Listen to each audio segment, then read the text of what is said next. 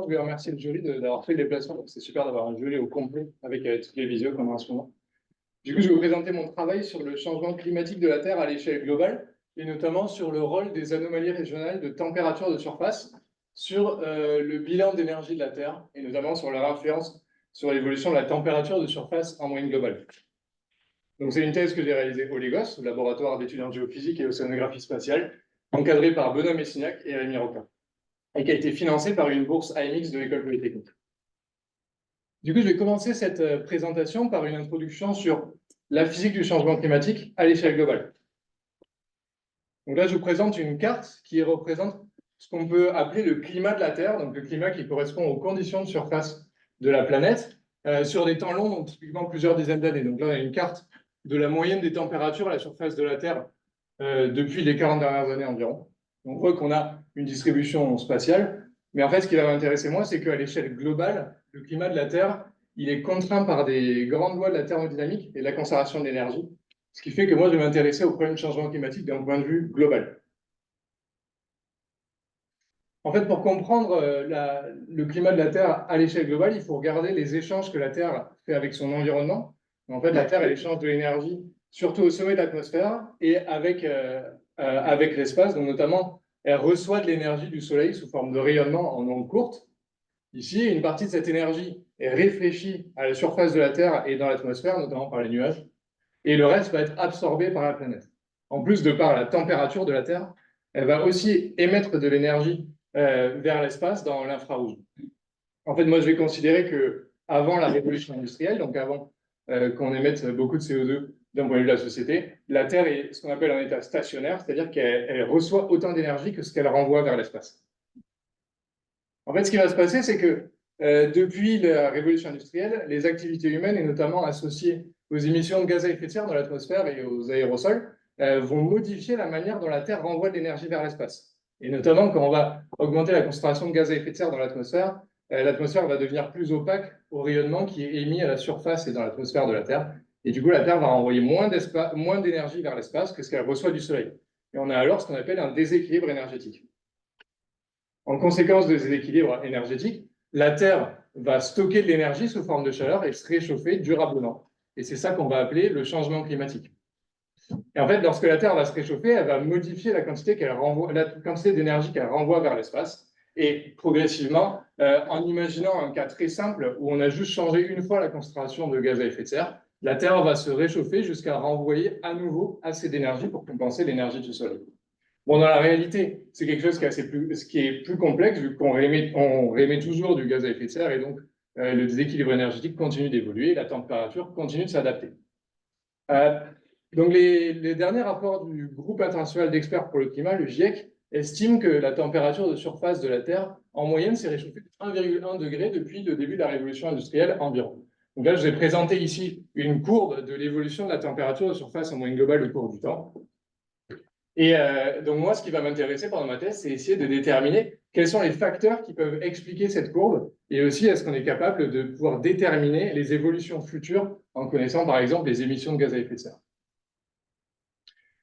Pour comprendre cette évolution du climat à l'échelle globale, la communauté scientifique a développé de nombreux outils, et notamment des modèles de climat en 4 dimensions, donc 3 dimensions spatiales et une dimension temporelle, qui sont des codes informatiques très complexes qui permettent de représenter les interactions entre différentes composantes du climat, et notamment l'atmosphère, les océans, les surfaces continentales et la cryosphère. En fait, dans ces modèles, on a des équations qui représentent la physique, la thermodynamique, le rayonnement et la dynamique des fluides qui sont résolues sur des grilles tridimensionnelles pour déterminer les échanges d'eau et d'énergie, dans chacune des mailles de la grille. Donc moi, pour ma thèse, je me suis intéressé à certains de ces modèles, et notamment les modèles de dernière génération, qui sont ce qu'on appelle les modèles de classe CMIP, notamment CMIP5 et CMIP6, qui sont les dernières générations, et qui ont une résolution spatiale d'environ 200 km. Du coup, ces modèles de climat, ils arrivent à reconstruire l'évolution passée du climat. Donc là, je vous remets ici l'évolution observée de la température de surface en moyenne globale en noir. Et en gris, on peut voir la simulation qui a été réalisée avec des modèles de climat. Donc, on a une certaine incertitude quand on peut voir la barre d'erreur ici en gris, qui représente la variabilité interne qui a été simulée, et aussi l'incertitude qui est inhérente à la représentation de la physique dans les différents modèles. Et en fait, ces modèles, dans le cadre du GIEC, sont aussi utilisés pour déterminer l'évolution future du climat en fonction de différents scénarios d'émissions de gaz à effet de serre. Donc là, je vous ai présenté par exemple deux scénarios, un scénario sans réduction drastique des émissions en rouge ici, et un scénario avec une forte réduction des émissions en bleu. Donc là, l'incertitude, comme tout à l'heure, représente l'incertitude associée à la variabilité interne et à la représentation physique du climat dans les modèles. Et la ligne représente la médiane des productions. Donc, un des gros apports des modèles de climat dans la science du climat, ça a été de montrer avec certitude que si on a différents scénarios d'émissions, on allait à un climat différent à terme. Donc là, vous pouvez voir qu'on a vraiment une différence en 2100 environ. Mais ce qui est encore un problème assez ouvert et qui est encore incertain, c'est déterminer à quelles échelles de temps ces deux climats vont diverger et du coup, quels sont les temps caractéristiques qui déterminent la réponse du climat aux échelles de temps de la dizaine d'années. Moi, dans ma thèse, je vais m'intéresser du coup à essayer de comprendre l'évolution de la température de surface en moyenne globale à des échelles de temps de quelques dizaines d'années à une centaine d'années environ, et du coup, je m'intéresserai à la période allant de la révolution industrielle à la fin du siècle environ. Pour comprendre cette évolution de la température de surface en moyenne globale, on peut comprendre ça d'un point de vue de la thermodynamique en s'intéressant au bilan d'énergie à la fois au sommet de l'atmosphère et à la surface de la Terre. Donc, tout d'abord, je vais m'intéresser à ce qui se passe au sommet de l'atmosphère.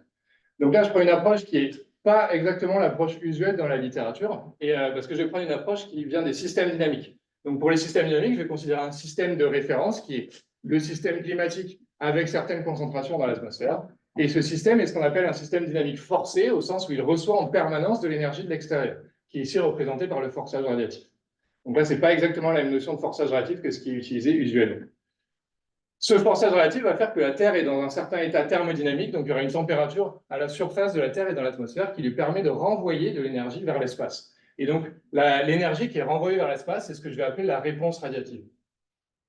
Comme je l'expliquais tout à l'heure, je considère que la Terre est dans un état stationnaire, au sens où elle reçoit autant d'énergie que ce qu'elle renvoie vers l'espace, et donc la réponse radiative permet de compenser l'énergie qu'elle reçoit du Soleil. Maintenant, regardons ce qui se passe lors d'un changement climatique. En fait, quand on va avoir une augmentation des gaz à effet de serre dans l'atmosphère, par exemple, ça va produire un déséquilibre énergétique qui peut être interprété comme une variation du forçage relatif initial qu'il y a dans la période pré-industrielle. Donc, on va avoir une anomalie de forçage relatif. Là, j'utilise des tildes pour représenter les anomalies par rapport à l'état pré-industriel. On va avoir donc une anomalie qui va s'ajouter au forçage radiatif initial. Et en réponse à cette anomalie, on va avoir une évolution de la température à la surface et dans l'atmosphère de la Terre. Donc, ça va modifier la manière dont la Terre renvoie de l'énergie vers l'espace et on va avoir aussi une anomalie de réponse radiative qui dépend de l'état thermodynamique du système et donc de la température à la surface et dans l'atmosphère. À l'échelle globale, donc en moyenne globale et aux échelles de temps mensuelles et plus longues, l'atmosphère de la Terre est en équilibre radiatif convectif. Ça veut dire que le gradient vertical de température dans l'atmosphère est fixé. En fait, quand l'atmosphère va se réchauffer, elle va se réchauffer en maintenant ce gradient vertical de température. Et ainsi, la dépendance de l'anomalie de réponse radiative à la température de la surface et de l'atmosphère peut être résumée à simplement une dépendance à la température de surface en moyenne globale. Au final, le déséquilibre énergétique au sommet de l'atmosphère de la planète, qui est du coup l'excédent d'énergie que la Terre reçoit par rapport à ce qu'elle peut renvoyer vers l'espace, peut s'écrire comme la somme de l'anomalie de forçage radiatif, qui est du coup induite par les augmentations de gaz à effet de serre, par exemple, et plus l'anomalie de réponse radiative qui dépend de la température de surface en moyenne globale de la planète. Donc là, au final, on a une première relation qui, à la suite d'une anomalie de forçage radiatif, explique en partie comment la température de surface en moyenne globale va évoluer. Maintenant, je vais m'intéresser à ce qui se passe au niveau de la surface de la Terre. Donc en fait, là, cette énergie-là, donc on va avoir un excédent d'énergie qui va arriver au sommet de l'atmosphère, qui est le déséquilibre énergétique au sommet de l'atmosphère, aux échelles de temps annuelles les plus longues. Il n'y a pas de stockage dans l'atmosphère et du coup, la quasi-totalité de cette énergie va se retrouver au niveau de la surface pour pouvoir être stockée à la fois dans la couche de surface et dans l'océan profond. En fait, une partie de cette énergie va permettre de chauffer la couche de surface, ici, donc avec C, une capacité calorifique, et c'est elle qui va déterminer la température de surface de la Terre en moyenne globale. Et une autre partie va être exportée vers l'océan profond, ici avec le terme H. Donc, comprendre les échanges de la surface avec l'océan profond, c'est une question scientifique en soi qui est assez complexe et qui n'est pas l'objet de cette présentation. Donc, moi, dans ma thèse, j'ai choisi de prendre un processus simple de diffusion pour représenter cet échange-là. Au final, en combinant le déséquilibre énergétique au sommet de l'atmosphère et le bilan d'énergie à la surface de la Terre, on arrive à une équation qui permet d'écrire l'évolution de la température de surface suite à une anomalie de forçage relatif qui serait par exemple induite par l'augmentation des gaz à effet de serre. Donc là, au final, on a vraiment une équation qui représente la physique du changement climatique à l'échelle globale et qui découlent directement des conservations de l'énergie. En fait, la seule relation qui nous manque pour pouvoir avoir une expression explicite, ça va être de déterminer quelle est la relation entre l'anomalie de réponse relative et la température de surface en moyenne globale. Comme je vous l'ai expliqué tout à l'heure, l'anomalie de forçage relatif, qui est induite par l'augmentation des gaz à effet de serre, est relativement faible par rapport au forçage relatif initial du Soleil. Donc on parle de quelques watts par mètre carré pour l'anomalie de forçage relatif, alors que le forçage du Soleil vaut 340 watts par mètre carré environ. Mais en fait, en conséquence de ça, on va avoir une petite évolution de la température de surface par rapport à la température initiale, qui vaut 288 Kelvin. Et donc, on va pouvoir approximer l'anomalie de réponse relative comme une constante lambda, qui s'appelle le paramètre de rétroaction climatique, et qui dépend de l'intensité des rétroactions dans l'atmosphère et à la surface, multipliée par l'anomalie de température de surface en moyenne globale. Donc, le dernier rapport du GIEC estime que lambda vaut environ moins 1,16 watts par mètre carré par Kelvin. Ça veut dire que quand la Terre se réchauffe, quand la surface de la Terre se réchauffe de 1 degré, la Terre va pouvoir renvoyer 1,16 watts par mètre carré d'énergie en plus vers l'espace et donc compenser une anomalie de forçage relatif de 1,16 watts par mètre carré. Au final, en combinant cette approximation avec l'équation que j'ai présentée tout à l'heure, on obtient une théorie simple qui permet d'expliquer au premier ordre l'évolution de la température de surface en moyenne globale. Et donc là, si on a une hypothèse de lambda constant, on peut en théorie décrire vraiment l'évolution de la température. Et notamment, dans cette équation, ce qui est intéressant de noter, c'est que lambda représente l'efficacité que la Terre a à renvoyer de l'énergie vers l'espace. Et ça veut dire que plus la Terre est efficace à renvoyer de l'énergie vers l'espace, moins la surface devra se réchauffer pour pouvoir compenser une anomalie de forçage relatif. Donc là, on le voit de manière plus explicite lorsqu'on regarde ce qu'on peut appeler le réchauffement asymptotique, qui est du coup la température que la surface devra atteindre pour pouvoir compenser une certaine anomalie de forçage relatif qui serait constante. Et là, on voit que ça dépend du paramètre de rétroaction climatique. Cette théorie simple que je viens de présenter, elle permet de représenter l'évolution de la température de surface en moyenne globale dans les simulations de modèles de climat. Donc là, par exemple, je vous présente une simulation du changement climatique historique qui est réalisée avec le modèle de climat IPSL CM6. Et on peut voir en gris l'évolution de la température de surface en moyenne globale dans ce modèle. Alors là, ce que j'ai fait, c'est que j'ai reproduit un calcul classique qui consiste à déterminer une valeur pour la capacité calorifique et une série temporelle de l'anomalie de forçage relatif à l'aide de paramètres du modèle et de certaines simulations, qui me permet du coup, en intégrant numériquement, de reconstruire l'évolution de la température de surface en moyenne globale. Là, on a bien une reconstruction grâce à la théorie de l'évolution de la température de surface dans le modèle. En plus de pouvoir représenter le climat passé, cette théorie permet aussi de représenter ce qui va se passer dans le climat futur. Donc là, par exemple, je vous présente une simulation idéalisée, qui est la simulation abrupte 4 fois CO2, où la concentration atmosphérique de CO2 est quadruplée de manière instantanée par rapport aux concentrations pré-industrielles. Donc là, je présente l'évolution du déséquilibre énergétique au sommet de l'atmosphère en fonction de la température de surface en moyenne globale. Les points représentent les valeurs annuelles de la simulation. Le trait au milieu représente les moyennes glissantes sur 10 ans. Et la couleur des points représente l'évolution dans le temps de la simulation. En fait, on voit que la théorie que je présentais avant, qui est une théorie linéaire au premier ordre, permet bien d'expliquer l'évolution temporelle du déséquilibre énergétique au sommet de l'atmosphère en fonction de la température de surface en moyenne globale. Donc là, ce qui est vraiment intéressant, c'est qu'on a développé une théorie en partant de grands principes de conservation d'énergie à l'échelle globale et qu'on arrive à avoir un bon accord avec l'agrégation des modèles de climat qui sont résolus à petite échelle et qui sont ensuite agrégés pour expliquer l'évolution du climat futur. Donc là, ce qui est bien, c'est qu'on a confiance en les modèles de climat pour pouvoir expliquer l'évolution du climat et on a aussi confiance en la théorie que je viens de développer. Et cependant, quand on regarde dans les détails, on voit qu'il y a un petit souci au niveau de la linéarité et que cette linéarité n'est pas toujours respectée. Notamment, on peut voir ici que le déséquilibre au sommet de l'atmosphère est sous-estimé dans le cas de faible réchauffement, par exemple dans cette simulation. Et on peut quantifier l'écart à la linéarité en essayant d'estimer le paramètre de rétroaction climatique sur plusieurs périodes au cours de la simulation. Donc, par exemple, si j'estime sur les 20 premières années, on obtient un paramètre de rétroaction climatique lambda, donc en réalisant une régression du déséquilibre énergétique au sommet de l'atmosphère en fonction de la température de surface, qui vaut moins 1,59 watts par mètre carré par Kelvin. Donc, dans ce cas-là, la Terre est relativement efficace à renvoyer de l'énergie vers l'espace. En revanche, si on regarde sur la fin de la simulation, on obtient un paramètre de rétroaction climatique assez différent qui vaut 0,91 watts par mètre carré par Kelvin. Et dans ce cas-là, la Terre est dans une configuration qui est moins efficace à renvoyer de l'énergie vers l'espace. Et du coup, elle va devoir plus se réchauffer pour compenser une même anomalie de forçage relatif. Donc là, comme je vous l'ai expliqué, dans la partie, si on regarde le réchauffement asymptotique que la Terre devrait avoir et qu'on essaye de l'estimer sur les 20 premières années, on obtient un réchauffement asymptotique qui vaut environ 5 Kelvin, alors que sur la suite de la simulation, on obtient un réchauffement asymptotique d'environ un peu plus de 6 Kelvin. Donc là, on a quand même un souci, ça veut dire que ces non-linéarités, même si elles apparaissent faibles visuellement, on peut voir qu'on peut les quantifier et que ça change vraiment l'estimation qu'on peut faire du réchauffement asymptotique de la surface. Et du coup, ça pose plusieurs questions, et notamment quelles sont les causes de cet écart de la linéarité. Donc, soit on a un problème dans la théorie avec quelque chose qu'on n'a pas pris en compte, soit on a un problème dans les modèles de climat avec des problèmes de conservation d'énergie, par exemple. Bon, en fait, on sait que ces écarts à la linéarité, on les voit aussi dans les observations du climat, et du coup, c'est plutôt un problème avec la théorie. Et du coup, l'idée, c'est d'essayer de comprendre quels sont les processus qui sont à l'œuvre pour avoir ces non-linéarités, et d'essayer de déterminer comment on peut les prendre en compte dans l'équation du bilan d'énergie que j'ai présentée tout à l'heure. La littérature scientifique des 20 dernières années s'accorde sur deux grandes raisons principales qui permettent d'expliquer ces écarts à la linéarité. Donc, tout d'abord, le paramètre de rétroaction climatique dépendrait de l'état moyen du système et notamment de sa température de surface en moyenne globale.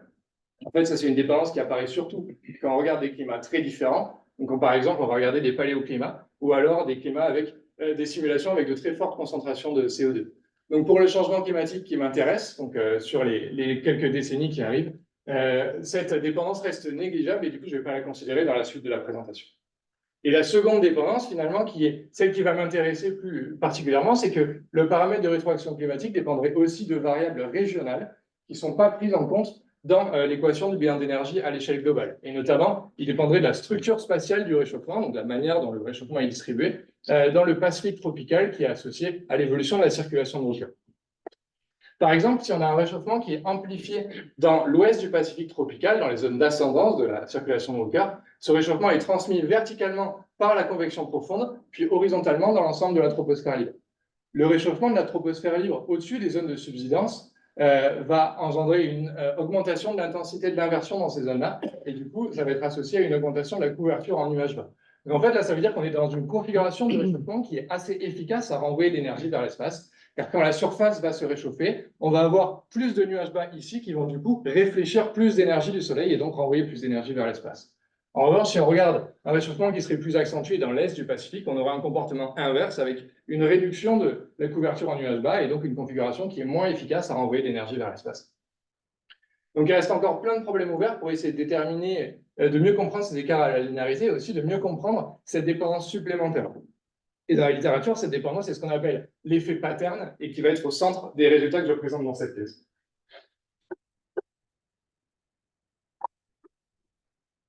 Du coup, là, je vais vous présenter certaines des questions scientifiques qui sont associées à cet effet pattern et qui sont posées dans la communauté. Et je vais vous montrer comment ma démarche de thèse s'inscrit dans cette dynamique. Donc là, je vous ai schématisé l'équation de bilan d'énergie que j'ai présentée tout à l'heure. Bon, sans rentrer dans les détails du schéma, on a le bilan au sommet de l'atmosphère et le bilan de la surface ici, qui se combinent pour associer une certaine anomalie de forçage radiatif à l'évolution de la température de surface en moyenne globale.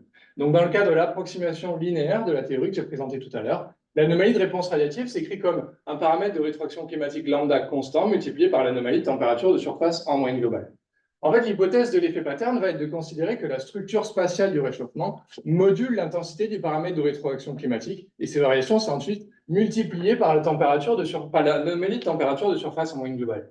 Donc, considérer l'effet pattern pose plusieurs questions, et notamment, une des premières questions va être de déterminer comment cette structure spatiale du réchauffement évolue, et du coup, quels sont les processus qui sont associés à l'évolution de ces structures. Ensuite, comment, avec une certaine structure spatiale, comment ça va interagir avec la réponse radiative et donc qu'est-ce qui pilote l'évolution du paramètre de rétroaction climatique, en tout cas l'évolution apparente.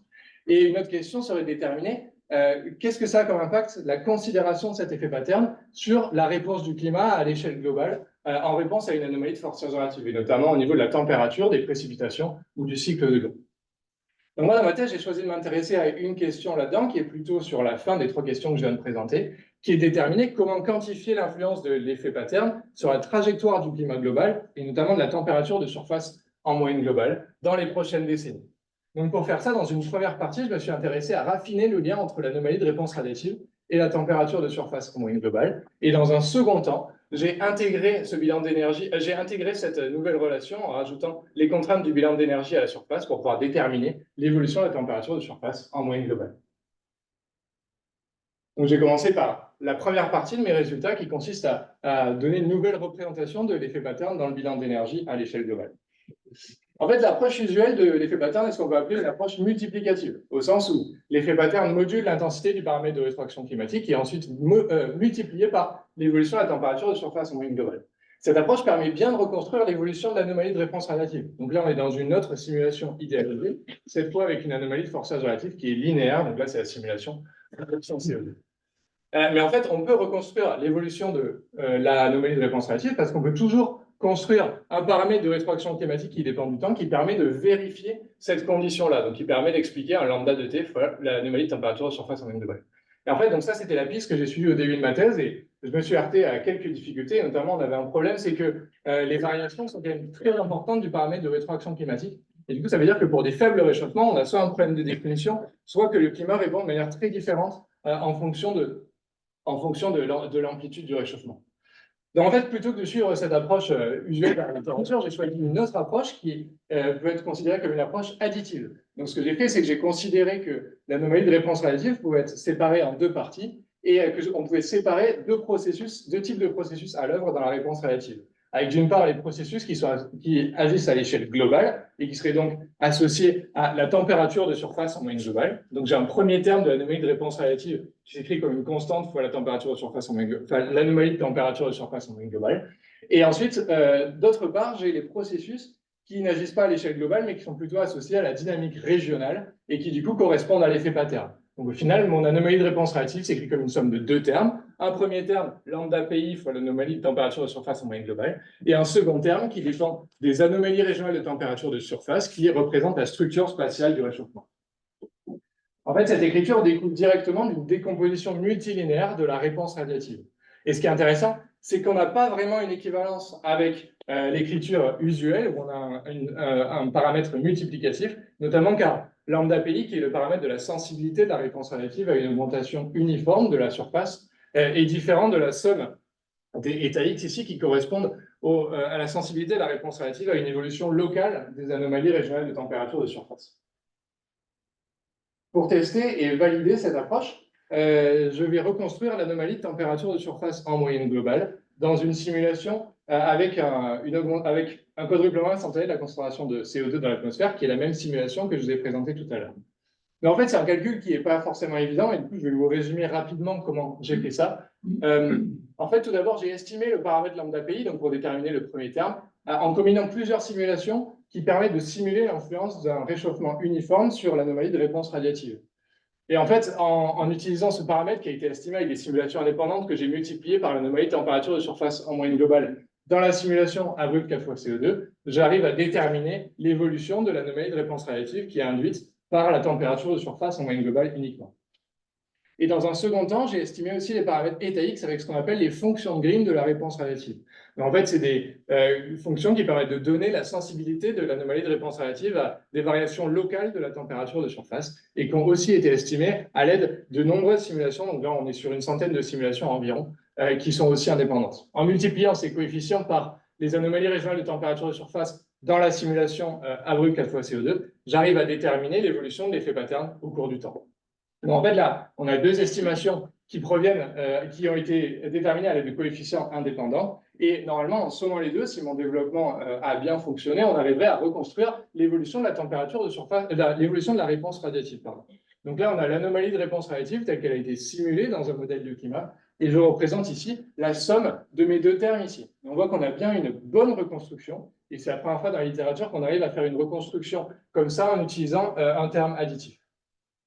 Ce qui est intéressant ici, c'est que pour arriver à cette conclusion, j'ai utilisé seulement des développements linéaires et des hypothèses linéaires. Et ça veut dire que dans le changement climatique, en tout cas jusqu'aux 5 Kelvin de réchauffement qui atteignent cette simulation, la réponse relative de la Terre est ce qu'on appelle multilinéaire. C'est-à-dire que les non-linéarités qu'on pouvait voir dans la relation entre l'anomalie de réponse relative et l'anomalie de température de surface en moyenne globale peuvent en fait être interprétées comme une dépendance linéaire à d'autres variables qui sont représentatives de la structure spatiale du réchauffement.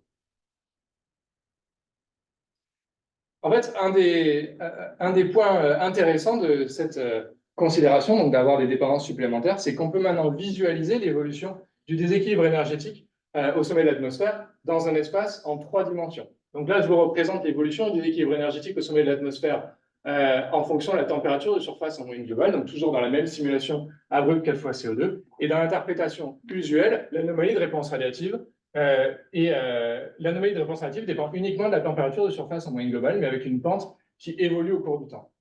En fait, quand on considère la nouvelle dépendance que je viens de présenter, on peut voir que dans un espace à 3 dimensions, les non-linéarités qu'on voit, donc les variations de pente, peuvent être interprétées comme une autre dépendance à une autre variable, donc là qui représente l'effet pattern, donc l'ensemble des représentations de la structure spatiale du réchauffement. Et vu que je vous expliquais que l'anomalie de réponse relative était multilinéaire avant, ça veut dire que dans cet espace en 3 dimensions, les points sont alignés selon un plan. Donc le plan que j'ai tracé ici en bleu décrit l'ensemble des trajectoires possibles du déséquilibre énergétique au sommet de l'atmosphère, en fonction d'une part de la température de surface en moyenne globale et d'autre part de l'effet pattern. Et on peut vérifier cet alignement en faisant une rotation azimutale de l'espace. Et là, on valide bien, encore une fois, que l'anomalie de réponse relative est multilinéaire parce que tous les points sont alignés sur ce plan ici. Cet espace en 3 dimensions permet en plus de quantifier les variations du déséquilibre énergétique au sommet de l'atmosphère qui sont causées soit par l'effet pattern, soit par la température de surface en moyenne globale. Donc là, je vous ai remis l'espace en 3 dimensions. Et le déséquilibre énergétique au sommet de l'atmosphère part de l'anomalie de forçage radiatif ici, qui est du coup le déséquilibre initial. Et ensuite, en fonction de l'évolution de la température de surface en moyenne globale et de l'effet pattern, va tendre vers 0 pour atteindre un nouvel état stationnaire. En fait, ce qui est intéressant, c'est qu'on va avoir une infinité de trajectoires possibles pour atteindre cette nouvelle état stationnaire, vu qu'on est dans un plan en 2 dimensions. Et grâce à cette visualisation, on va pouvoir quantifier chacune des contributions. Donc, au début de la simulation, on a un saut qui arrive sur les premiers mois au niveau de l'effet pattern et au niveau de la température de surface en moyenne globale. Et ensuite, on a un effet pattern qui est relativement constant. Donc là, si on regarde, par exemple, sur la gauche, j'ai montré l'évolution du déséquilibre énergétique au sommet de l'atmosphère en fonction de l'effet pattern. Et on voit que sur cette période, on a un effet pattern qui est assez constant. Et là, on est dans une configuration qui est assez efficace à renvoyer de l'énergie vers l'espace. Donc, si on propage cette trajectoire ici jusqu'à atteindre ici l'état stationnaire, on obtient un réchauffement asymptotique de seulement 5 Kelvin. En revanche, après 50 ans de simulation, on a une évolution de l'effet pattern vers des valeurs positives. Et du coup, dans ce cas-là, on va décaler le déséquilibre énergétique plus en profondeur et du coup, on va décaler aussi le réchauffement asymptotique. J'en arrive donc à la conclusion de la première partie de mes résultats. Donc, je vais représenter ici le schéma de l'approximation linéaire du bilan d'énergie ainsi que l'hypothèse multiplicative de l'effet pattern. En fait, ce que j'ai fait dans ma thèse, c'est que j'ai proposé un nouveau formalisme qui permet d'intégrer l'effet pattern, mais cette fois de manière additive dans le bilan d'énergie. Et donc là, ça permet de raffiner l'approximation linéaire, et on a toujours un bon accord entre la théorie et les modèles, comme je vous ai présenté en reconstruisant l'évolution de l'anomalie de réponse radiative. Et grâce à ça, j'ai pu montrer que dans le changement climatique, donc en tout cas jusqu'aux 5 degrés de réchauffement dans la simulation que j'ai utilisée, la réponse relative de la Terre est multilinéaire. Donc elle est déjà linéaire d'une part en fonction de la température de surface globale. On n'a plus de dépendance du temps du paramètre de rétroaction climatique. Et d'autre part, elle est linéaire à d'autres variables qui représentent la structure spatiale du réchauffement. Alors, juste un petit point avant de passer à la seconde partie de mes résultats. Dans ma thèse, j'ai choisi une approche systématique au sens où j'ai considéré l'ensemble de la structure spatiale du réchauffement pour pouvoir décrire l'effet pattern. Alors, une des limites de cette approche, c'est que ça ne renseigne pas ni sur les processus qui sont à l'œuvre pour mettre en place cet effet pattern, ni sur les régions d'intérêt qui font que certaines régions vont avoir plus d'importance que d'autres. Et en fait, ce qui est intéressant, c'est qu'il y a eu d'autres propositions dans la littérature qui ont aussi utilisé un formalisme additif, du coup, ce qui revient en fait à faire un développement multilinéaire et qui est du coup cohérent avec ce que j'ai présenté ici, mais en utilisant plutôt des variables intégrées spatialement qui représentent des processus simples. Notamment, les travaux de Seppi-Gréauet en 2019 ont utilisé une métrique qui représente l'intensité moyenne de l'inversion en moyenne sur l'espace, et donc il y a une métrique de la couverture en nuages bas. En fait, cette métrique est très pertinente pour représenter l'évolution temporelle de l'effet pattern, comme on peut le voir dans la figure ici. Donc, en fait, je vous présente en gris l'évolution de l'effet pattern quand on considère l'ensemble de la structure spatiale du réchauffement, comme je l'ai fait, et en bleu, la représentation avec la métrique ici, SP de Seppi et Grégory en 2019. Donc, on voit qu'on a un très bon accord pour représenter l'effet pattern, alors qu'on a simplement une variable intégrée dans l'espace. Bon, même si on arrive très bien à faire dans les modèles, on a eu quelques limitations, enfin, des études ont montré quelques limitations dans les observations. Il y a une autre proposition, notamment en 2019, de Stefan Fugl-Staller, qui a proposé d'utiliser le réchauffement relatif des zones de convection profonde par rapport à l'ensemble des tropiques. Donc, on a aussi une tropique qui est intégrée spatialement, Et contrairement à celle de CP-Grégory, elle a été construite sur les observations, donc elle est relativement performante à reconstruire l'effet pattern dans les observations. En revanche, lorsqu'on regarde sur les simulations, on voit que là, sur les 100 premières années, on a une reconstruction cohérente de l'effet pattern, mais on a une divergence au bout de 100 années de simulation. Bon, malgré ces petites limitations, en fait, ces métriques, elles ont un avantage certain, c'est qu'elles permettent d'interpréter physiquement l'effet pattern avec des métriques simples, intégrées, et qui représentent des processus simples. Et en fait, ces deux métriques pointent vers la circulation de la Walker, qui serait du coup une piste intéressante pour mieux comprendre la physique derrière l'effet pattern.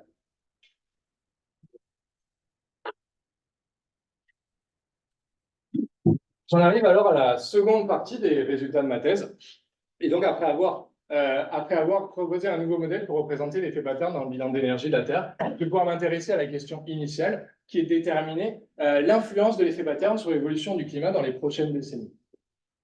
En fait, avec le formalisme que j'ai présenté, on peut montrer que l'anomalie de température de surface en moyenne globale s'écrit comme une somme de deux termes, avec tout d'abord un premier terme qui est la réponse à l'anomalie de forçage relative, ici TF, donc qui est la réponse directe, et ensuite un second terme additionnel qui provient de la décomposition additive de l'effet pattern et qui représente la réponse à l'effet pattern. En fait, pour montrer ça, on peut repartir de l'équation du bilan d'énergie que j'ai proposée au début en incrémentant l'anomalie de réponse relative de cet effet pattern-là. Et en fait, vu que cet effet pattern représente la structure spatiale du réchauffement par rapport à la moyenne, on a un moment qui est supérieur à la moyenne de la distribution de température, et donc on peut considérer que l'effet pattern est indépendant de la température de surface en moyenne globale. Donc en fait, cet effet pattern va agir à la manière d'une anomalie de forçage relatif supplémentaire qui s'ajoute à l'anomalie de forçage relatif initiale. Pour voir quantifier la contribution de l'effet pattern dans les prochaines décennies, je vais utiliser une autre simulation idéalisée, qui est une simulation où cette fois la concentration atmosphérique de CO2 est augmentée de 1% par an en partant des concentrations pré-industrielles. Donc cette augmentation exponentielle est grossièrement similaire à ce qu'on peut observer depuis les années 60. En fait, dans mon étude, dans la thèse, j'ai utilisé une dizaine de modèles différents pour pouvoir estimer cet effet pattern. Et ici, j'ai choisi de vous en présenter deux qui ont des comportements différents. Avec un premier modèle ici, qui a un comportement d'un effet pattern relativement neutre au cours de la simulation. On voit qu'on a une courbe assez plate. Et un second modèle qui représente un effet pattern négatif décroissant, qui est le modèle de l'IPSF. Donc, pour déterminer l'évolution de l'effet pattern dans ces modèles, je n'avais pas accès aux fonctions de Green spécifiques au modèle, donc j'ai utilisé simplement un résidu de l'anomalie de réponse relative par rapport à ce qui aurait été attendu sans effet pattern. Donc là, on voit qu'on a quelques différences, donc avec un effet pattern plat dans le cas du modèle du LD Center et un effet pattern décroissant négatif. Donc pour comprendre les différences entre ces modèles, on peut s'intéresser à la carte des anomalies régionales de température de surface. Et donc là, ce qui est intéressant, c'est que je vous disais que l'effet pattern dépend de la structure spatiale du réchauffement. Et en fait, avec cette carte, on voit qu'on a une structure spatiale du réchauffement qui est relativement similaire entre les deux modèles, avec une opposition à hémisphère nord et hémisphère sud, et notamment des anomalies qui sont assez fortes au niveau des hautes latitudes. Mais en fait, ce qui est intéressant, c'est que justement, c'est que certaines zones dans ces anomalies régionales de température de surface vont être beaucoup plus impactantes pour l'effet pattern, et notamment les zones de l'ouest du Pacifique tropical. En fait, quand on multiplie ces anomalies régionales de température de surface, qui du coup correspondent à... donc c'est les anomalies de température de surface correspondent au réchauffement local par rapport au réchauffement global de la planète. Donc les zones rouges représentent les endroits où la Terre s'est plus réchauffée que la moyenne, et les zones bleues représentent les endroits où la Terre s'est moins réchauffée que la moyenne. En multipliant ces anomalies régionales de température par des coefficients de fonction de Green équivalents qui permettraient d'interpréter les anomalies régionales de température, on voit en fait en couleur, c'est l'influence sur l'anomalie de réponse relative globale d'une variation locale de ces anomalies régionales de température. Et donc on voit qu'en fait, c'est vraiment l'ouest du Pacifique tropical qui domine le signal. Donc ici, on voit un léger effet pattern négatif en marron dans le cas du modèle du Halley Center et un patch beaucoup plus important dans le cas du modèle de l'IPSL. Et c'est donc cette différence au niveau de l'ouest du Pacifique tropical qui explique vraiment la différence des deux séries temporelles. Donc là, après vous avoir présenté rapidement les différences entre les deux modèles, on va pouvoir s'intéresser à l'influence sur la température de surface en moyenne globale. En fait, en intégrant numériquement le bilan d'énergie que je vous ai présenté tout à l'heure, on peut obtenir l'évolution temporelle de l'influence de l'effet pattern au cours du temps. Donc, ce qui est cohérent avec ce que vous voyez, avec un effet pattern qui a une influence négative dans le cas du PSL et un effet pattern relativement neutre dans le cas du modèle du Halley Center. Mais ce qui est intéressant, c'est que quand on regarde la température de surface en moyenne globale dans ces deux modèles, on a quelque chose qui est assez similaire, malgré le fait que là, on est quasiment 0,8 Kelvin de différence. Vous voyez là, sur la série temporelle, on a une différence qui est assez faible, et même le modèle du Halley Center est plus fort que le modèle de l'IPSL. Et en fait, ça vient du fait que les deux modèles, ils ont une réponse à l'anomalie de forçage relatif qui est assez différente. Donc le modèle de l'IPSL répond plus fort à l'anomalie de forçage radiatif initial que le modèle du Hadley Center, mais le modèle de l'IPSL est ensuite atténué par l'effet pattern, et du coup on a un réchauffement qui est moins important, et c'est pour ça qu'on a un réchauffement qui est relativement similaire entre les deux. Bon, là, c'est juste un cas d'étude entre deux modèles différents, mais ce qu'il y a à retenir ici, c'est que là, on a fait une quantification qui permet de déterminer que si on avait la même réponse à une anomalie de forçage relatif ou le même anomalie de forçage relatif, on pourrait avoir des trajectoires différentes. Donc là, vous voyez, on a des trajectoires de 0,8 degrés d'écart, donc on peut avoir des trajectoires différentes à cause de l'effet pattern. Et ça va être ça la conclusion de cette partie. Donc, pour résumer cette section, je représente encore mon schéma ici. J'ai montré ici que l'effet pattern agit comme une anomalie de forçage radiatif supplémentaire sur la température de surface en moyenne globale. Notamment, j'ai pu aussi quantifier que l'effet pattern influence significativement la réponse du climat à une augmentation de concentration de gaz à effet de serre. Et au final, la conclusion de cette section, c'est que pour une même anomalie de forçage relatif, le climat peut avoir des trajectoires différentes en fonction de l'effet pattern et qui agit aux échelles de temps décennales. En conclusion, j'ai eu deux contributions principales lors de ma thèse pour mieux comprendre l'évolution de la température de surface en moyenne globale en réponse à une anomalie de forçage relatif. Donc la première, c'est que j'ai mis en évidence la cinématique de l'effet pattern, donc la cinématique de l'effet pattern en proposant un nouveau formalisme qui est additif pour représenter l'effet pattern dans le bilan d'énergie. Et donc j'ai montré que dans le changement climatique, la réponse radiative de la Terre est multilinéaire. Et ensuite, bon, ça, c'est ce que je viens de vous présenter, mais du coup, le résumé de la seconde partie, c'est que pour une même anomalie de forçage relatif, le climat peut avoir des trajectoires différentes en fonction de l'effet pattern qui agit aux échelles de temps décennales. Donc là, j'ai pu montrer, en fait, dans mes travaux, que l'effet pattern avait une influence sur l'évolution décennale du climat en réponse à des gaz à effet de serre. Ça veut dire qu'on peut s'attendre à ce que l'effet pattern influence de manière significative les différentes projections que j'ai présentées au début de la thèse.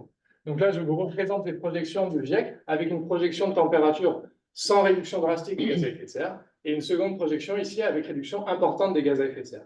Donc là, l'incertitude de ces modèles représente l'incertitude qui est associée à la fois à la variabilité interne et la représentation physique du climat dans les modèles. Et donc en fait, cette incertitude, elle incorpore déjà l'incertitude qui est associée à l'effet pattern.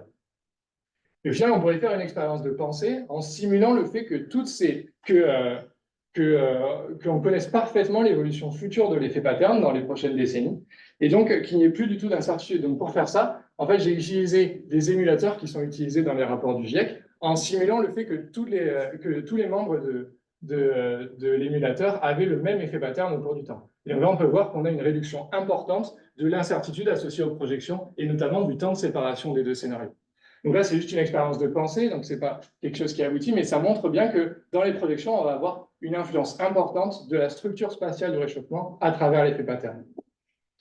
Donc ça veut dire que là, on a quand même quelque chose qui est assez intéressant, et ça veut dire que pour pouvoir faire des projections correctes dans le futur, il faudrait que les modèles de climat, en plus de pouvoir représenter la réponse du climat à une anomalie de forçage relative à travers la température de surface en moyenne globale, il faudrait aussi qu'ils soient capables de représenter la structure spatiale du réchauffement de manière correcte.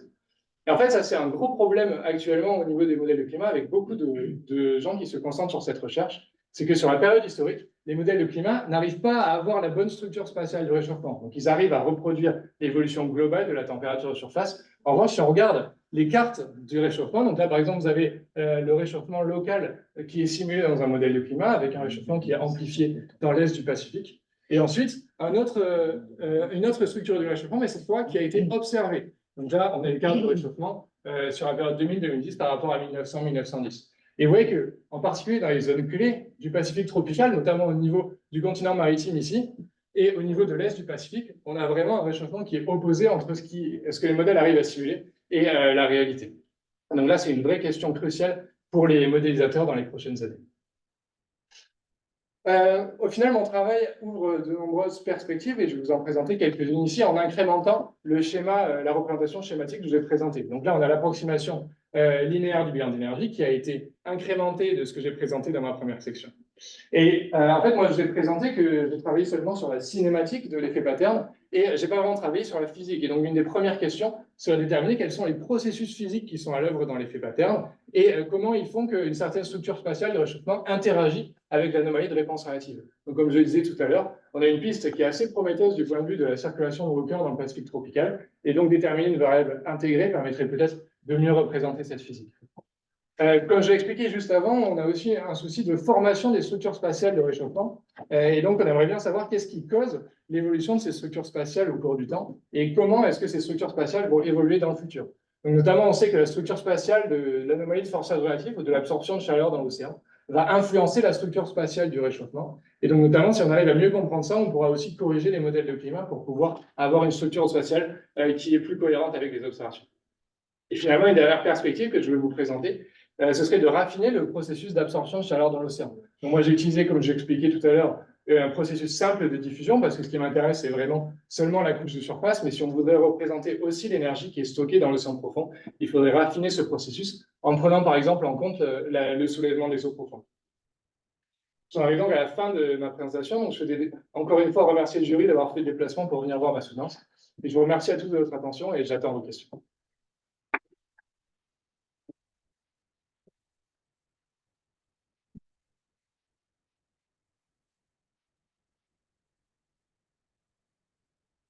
Merci beaucoup, Guillaume, pour cet exposé. Robin. Ça va mieux. Cet exposé clair et